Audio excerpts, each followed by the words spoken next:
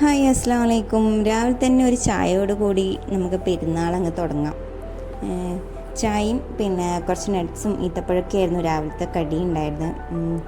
ചായയൊക്കെ കുടിച്ചതിന് ശേഷം നമ്മൾ നേരെ നെയ്പ്പത്തിൻ്റെ പരിപാടിയിലേക്കായിരുന്നു. അങ്ങനെ നെയ്പ്പത്തിലൊക്കെ ചുട്ടുകൊണ്ടിരിക്കുകയാണ്. രാവിലെ നെയ്പ്പത്തിലാണ് ഉണ്ടാക്കുന്നത്. സാധാരണ രാവിലെ തന്നെ ബിരിയാണി ആയിരുന്നു പെരുന്നാളിന് ഉണ്ടാക്കാറ്, പക്ഷെ ഇന്നൊന്ന് മാറ്റി പിടിച്ചതാണ്. അങ്ങനെ നെയ്പ്പത്തിൽ നമ്മൾ ബീഫ് വരട്ടിയതും ഉണ്ടാക്കാമെന്ന് വിചാരിച്ചു. അങ്ങനെ നെയ്പ്പത്തിലൊക്കെ ചുട്ട് കഴിഞ്ഞു. അത് കഴിഞ്ഞ് ബീഫ് വരട്ടിയത് ഇനിയിപ്പോൾ ഉണ്ടാക്കണം. അങ്ങനെ ബീഫൊക്കെ വരട്ടി അവിടെ മാറ്റി വെച്ചു. പിന്നെ ഉച്ചക്കേക്കുള്ള ബിരിയാണിയും സെറ്റാക്കി വെക്കാനുണ്ടായിരുന്നു. അങ്ങനെ ഉച്ചക്കേക്കുള്ള ബിരിയാണിയും ഇവിടെ റെഡി ആയിട്ടുണ്ട്. നല്ല ചിക്കൻ ബിരിയാണി ആയിരുന്നു ഉണ്ടാക്കിയത്.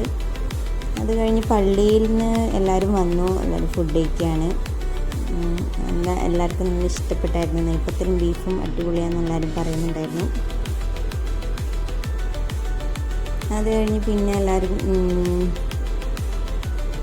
പെരുന്നാൾ പൈസ കൊടുക്കാൻ തുടങ്ങി. അതുപോലെ തന്നെ പിള്ളേരെല്ലാം പെരുന്നാൾ പൈസ കിട്ടിയതിൻ്റെ സന്തോഷത്തിൽ അങ്ങോട്ടും ഇങ്ങോട്ടും കളിക്കുകയായിരുന്നു.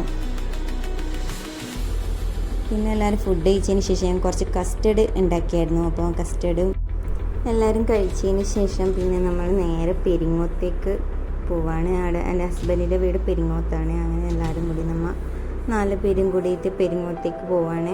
അവിടെ ഉമ്മാനെ എല്ലാവരും കാണാൻ വേണ്ടിയിട്ട്.